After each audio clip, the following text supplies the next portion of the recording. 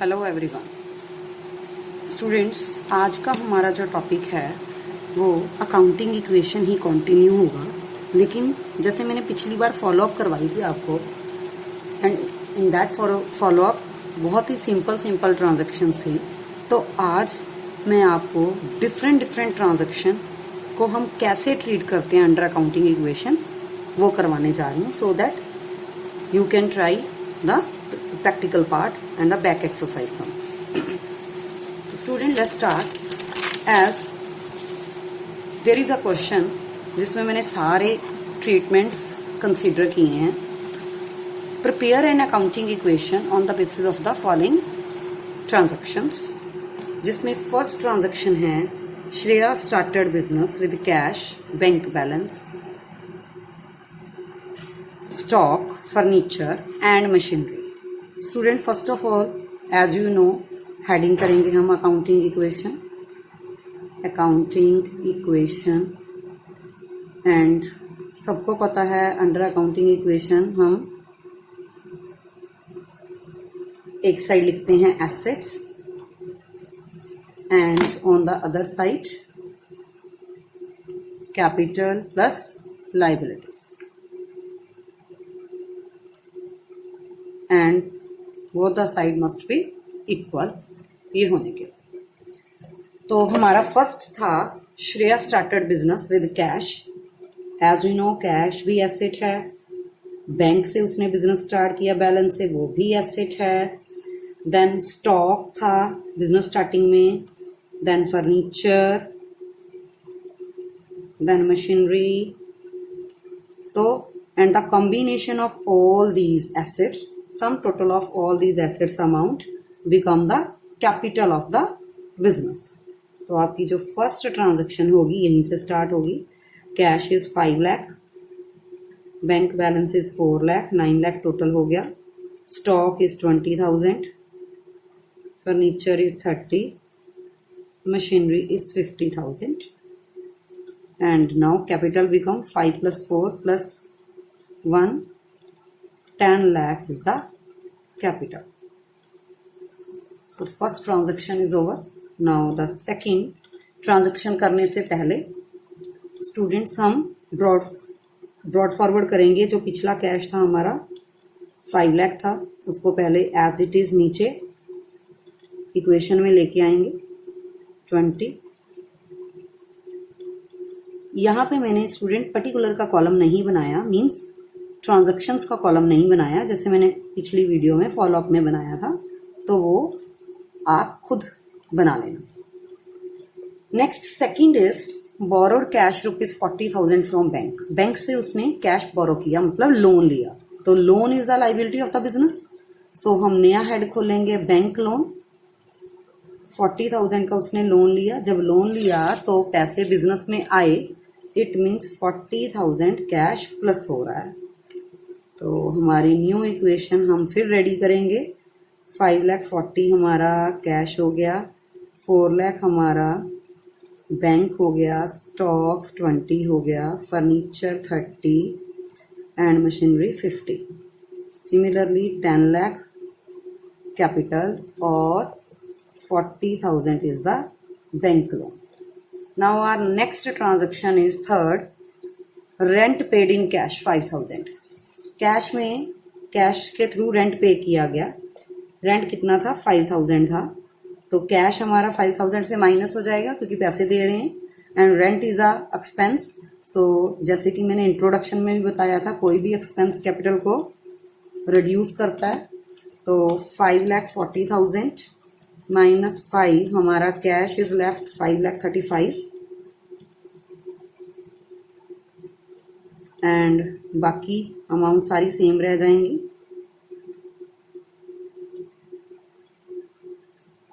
और उधर से जो हमारी कैपिटल है वो रह गई 9,95,000 प्लस 40,000 बैंक बैलेंस हो गया। तो नेक्स्ट ट्रांजैक्शन पे चलते हैं। Fourth transaction, purchase goods on credit ₹30,000। हमने क्रेडिट पे गुड्स परचेज करी हैं। तो गुड्स अगर परचेज करी हैं तो बिजनेस में स्टॉक इंक्रीज हो रहा है। तो स्टॉक की वैल्यू 20,000 थी जो चलती आ रही है, तो 30,000 की गुड्स परचेज करी तो स्टॉक हमारा 30,000 से प्लस हो गया। और उसके साथ लिखा था क्रेडिट पे परचेज करी है। क्रेडिट पे परचेज करी है तो फर्स्ट चैप्टर में हमने किया था गुड्स परचेज ऑन क्रेडिट। तो हमारी न्यू लाइबिलिटी क्रेडिटर ओपन होते हैं लाइबिलिटी में। क्रेडिटर्स हमारे 30,000 के आ गए। फिर तो अगेन हम इक्वेशन अपनी चेंज करेंगे, जो भी एडिशन या सब्ट्रैक्शन होने के बाद बनता है। तो स्टॉक अब हमारा 20 से हो गया 50, बाकी एज इट इज। और इधर हमारा इस नई ट्रांजैक्शन के लिए 30,000 क्रेडिटर भी क्रिएट हो गया। अब आगे चलते हैं। नेक्स्ट हमारी 5th ट्रांजैक्शन है कैश विड्रॉ किया from bank for office use. Office के कामों के लिए हमने बैंक से विड्रॉ किए हैं पैसे 10,000। तो बैंक में से विड्रॉ किए तो बैंक हमारा हो गया माइनस, वहां से पैसे कम हो गए। लेकिन ऑफिस में काम आने हैं वो, तब तक ऑफिस में एज अ कैश बन के रहेंगे, तो वहां पे कैश बढ़ गया। तो कैश हो गया 5,45,000 और 3,90,000 बैंक बैलेंस रह गया हमारा। 50,000 हमारा स्टॉक है, 30 फर्नीचर है और 50 मशीनरी है। और कैपिटल भी हमारी एज इट इज, क्योंकि कैपिटल पे कोई भी हमारा अब ट्रीटमेंट इस बार नहीं हुआ, तो कैपिटल प्लस लाइबिलिटी सेम रहेगी। स्टूडेंट बी रिमेंबर, जितने भी आप स्टेप करते जा रहे हो, जितनी भी इक्वेशंस बनती जा रही हैं, उन सब में जब आप एसेट्स का टोटल लगाओगे, एसेट्स का टोटल इक्वल्स टू आएगा कैपिटल प्लस लाइबिलिटी के टोटल के इक्वल। तो चाहे 1 में, चाहे 2 में, चाहे 3 में, चाहे 4 में, जहां भी आप करके देखोगे तो ये दोनों टोटल दोनों साइड्स के बराबर आएंगे। तो 6th हमारा है सोल्ड गुड्स कॉस्टिंग ₹20,000 फॉर 25। हमने 20,000 की जो गुड्स खरीदी थी, इट मीन्स उसकी कॉस्ट वैल्यू 20 है, तो स्टॉक में से हम 20 ही माइनस करेंगे, कॉस्टिंग माइनस करेंगे। कितने में सेल करी है? 25 में। क्वेश्चन में कुछ नहीं लिखा, क्रेडिट पे करी है, कैश पे करी है, तो कैश है 25,000 हमारा कैश में फिर ऐड हो गया, क्योंकि सेल करी है तो हमारे पास पैसे आए हैं। अब 20 वाली सेल करी 25 में गुड्स, तो 5,000 प्रॉफिट हमारी कैपिटल को इंक्रीज करेगा, तो वहां पे हम 5,000 ऐड कर देंगे। तो 5,45,000 प्लस 25,000, तो हमारा कैश बन गया 5,70,000। बैंक हमारा वही 3,90,000। यहाँ पे स्टॉक 20,000 का माइनस हो गया तो 30 रह गया, 30,000 प्लस 50,000। और इधर दोबारा कैपिटल बन गई 10,05,000 ऐड होने से।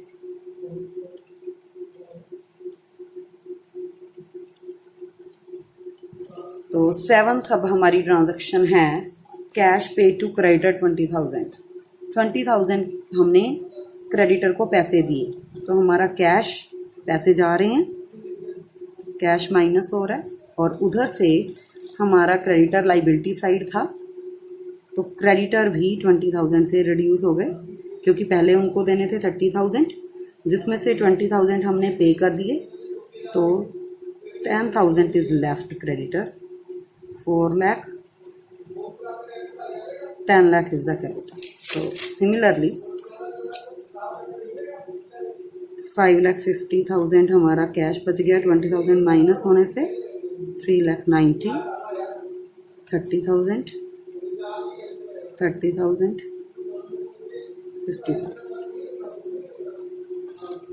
नेक्स्ट हमारा 8th ट्रीटमेंट है salary due but not paid. Salary due है, एक्सपेंस ड्यू है, आउटस्टैंडिंग एक्सपेंस, पर अभी पे नहीं किया। तो आउटस्टैंडिंग एक्सपेंस अगर पे नहीं किया तो इट मीन्स तब तक वो हमारी लाइबिलिटी है। पे तो हमें उस पर्टिकुलर ईयर में करना पड़ेगा, तो एक न्यू हेड खुलेगा outstanding salary, because that is the expense of that particular year. तो जब तक हम पे नहीं करते तब तक वो हमारी लाइबिलिटी बन के रहेगा। तो हमारा आउटस्टैंडिंग सैलरी का जो है लाइबिलिटी दैट इज 5,000 है, तो उसी पर्टिकुलर ईयर की लाइबिलिटी, पे तो उसी ईयर में होगी, तो दैट्स वाई एक्सपेंस मान के हम इसको कैपिटल में से माइनस करेंगे। तो कैपिटल हमारी दोबारा फिर 9,95,000 प्लस 4 लाख हमारी बैंक लोन, 4 लाख नहीं था, बैंक लोन था 40,000 बेटा, तो सॉरी ऊपर से मैं 4 लाख लिखती आ रही हूँ, दैट इज़ 40,000, तो इसको प्लीज़ करेक्ट कर लीजिए। 10,000 प्लस 5,000 हमारा न्यू आउटस्टैंडिंग सैलरी ओपन हुआ, और एसेट साइड आपकी same value 5,50,000 cash, 3,90,000, 30 and 50 continue हो जाएगा। तो आगे चलते हैं। 9th ट्रीटमेंट है हमारा commission received in advance for the next year. 10,000 हमें कमीशन रिसीव हुई, लेकिन उस ईयर की नहीं, नेक्स्ट ईयर की। तो कैश में तो पहले प्लस करो इसको, क्योंकि मिल रहे हैं आपको, पैसे मिल रहे हैं तो कैश इंक्रीज होगा। बट नेक्स्ट ईयर की कमीशन मिल रही है तो it means we have to pay service in the next year for that commission. So तब तक के लिए वो हमारी क्या बन गई, एक और न्यू लाइबिलिटी बन गई, दैट इज एडवांस कमीशन। तो हम एडवांस कमीशन के नाम पे 10,000 हेड ओपन करेंगे।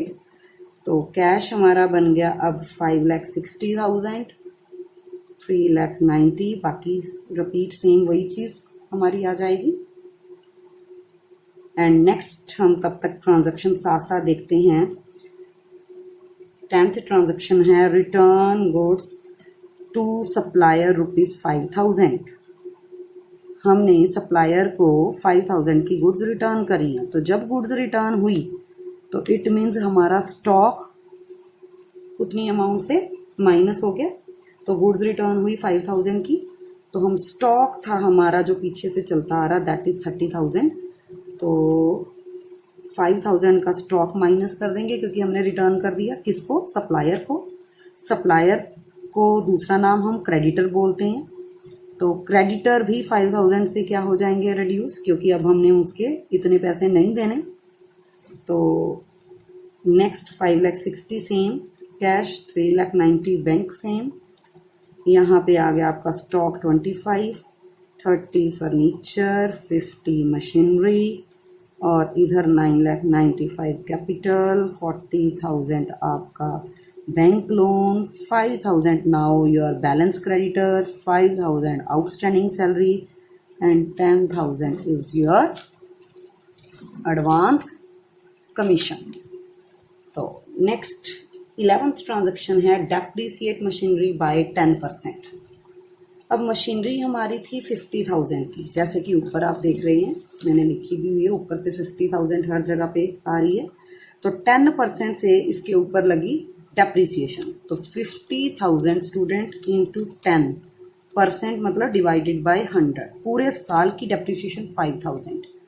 Due to that depreciation machinery 5,000 से क्या हो गई, माइनस, क्योंकि उसकी वैल्यू कम हो गई। Now that depreciation will be deducted from capital also, क्योंकि रिडक्शन हो रही है मशीनरी की। बिजनेस का एक तरह का 5,000 का लॉस लगा सकते हो, एक्सपेंस लगा सकते हो। तो अगेन 5,60,000, 3,90,000 सेम वही रिपीट हो जाएंगी values. 25 stock, 30 furniture, but now the machinery is 45, और उधर से 9,90,000 कैपिटल, 40,000 आपका बैंक लोन था, 5,000 क्रेडिटर बैलेंस थे, 5,000 आपका आउटस्टैंडिंग सैलरी, एंड 10,000 आपकी एडवांस कमीशन थी। नाउ नेक्स्ट 12th हमारी है transaction sold goods costing 11,000 for 13,000 but on credit.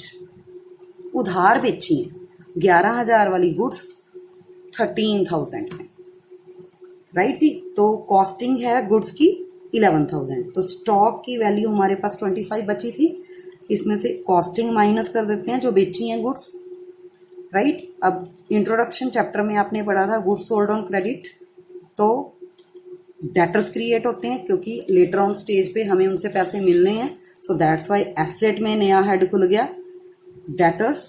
कितनी अमाउंट से डेटर्स का हेड खुला, दैट इज इक्वल टू 13,000, क्योंकि डेटर्स 13,000 के हैं। 11 वाली गुड्स 13 में बेची, 2,000 प्रॉफिट हमारी कैपिटल को इंक्रीज कर देगा, तो उसमें हम ऐड कर देंगे।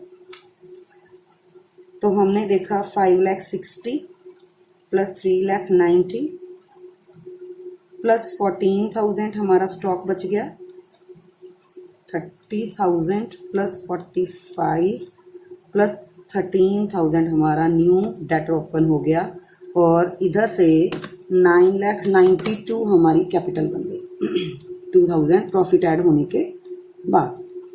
40,000 प्लस 5,000, आउटस्टैंडिंग भी 5 है, और आपका एडवांस कमीशन आपका 10 कंटिन्यू चल रहा है।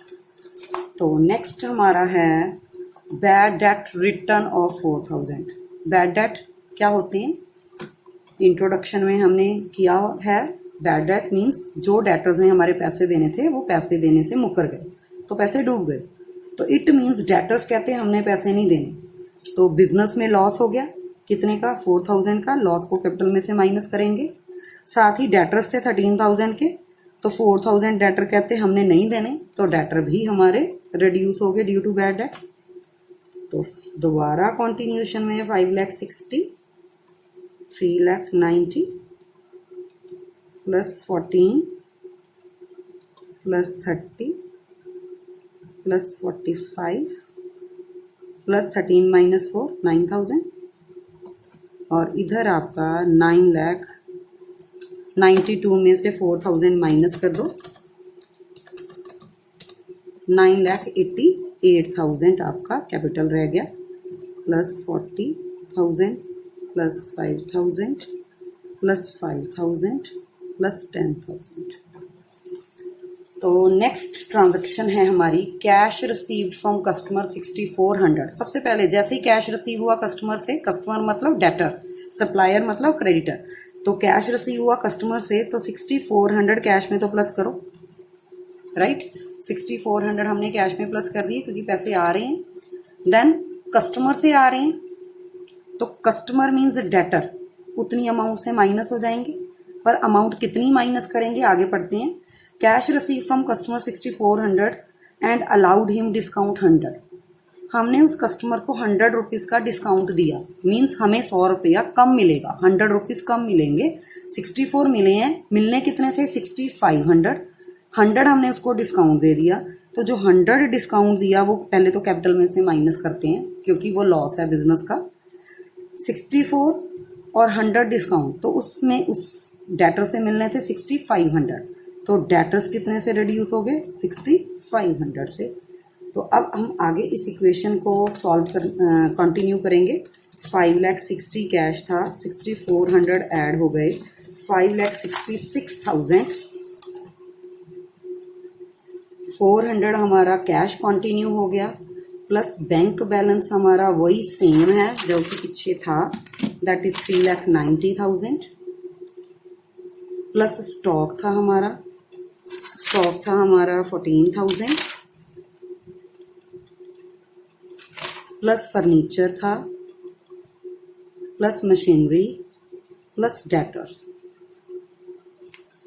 फर्नीचर हमारा था 30,000, मशीनरी 40,000, मशीनरी 45,000 सॉरी।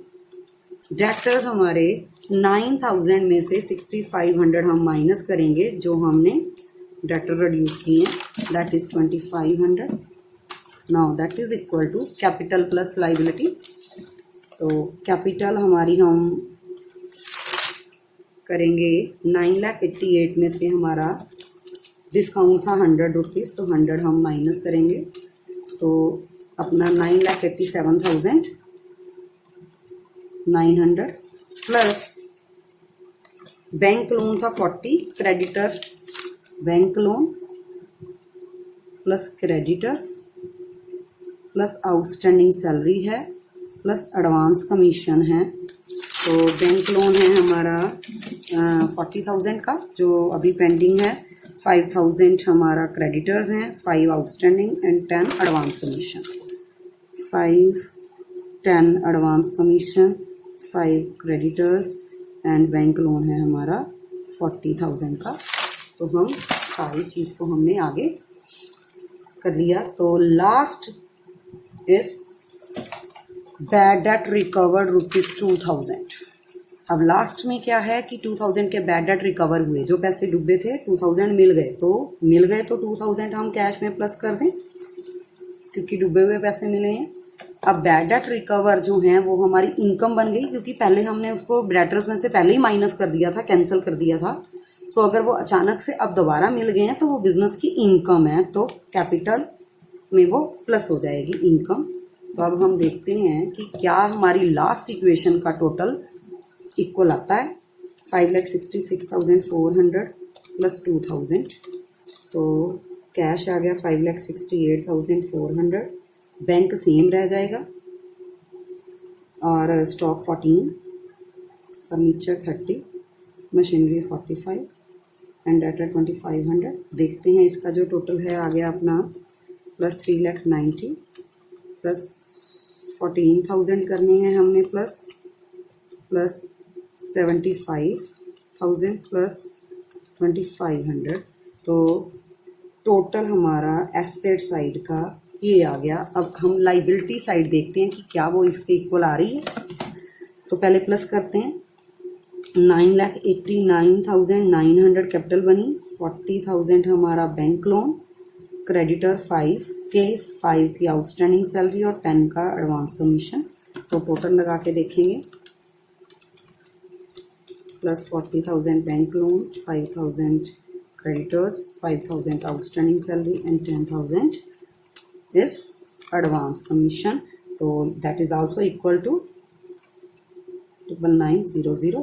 तो आप एंड में देख सकते हैं कि अकाउंटिंग इक्वेशन में assets is equal to capital plus liability आ गया अपना, और इसको आप हर स्टेप पे भी चेक कर सकते हैं। तो आई होप आपको सभी ये ट्रीटमेंट अच्छे से समझ आ गए होंगे। Thank you student. Now I will send you some numericals as an assignment, तो आप इसको सॉल्व करके देख लेंगे। Thank you.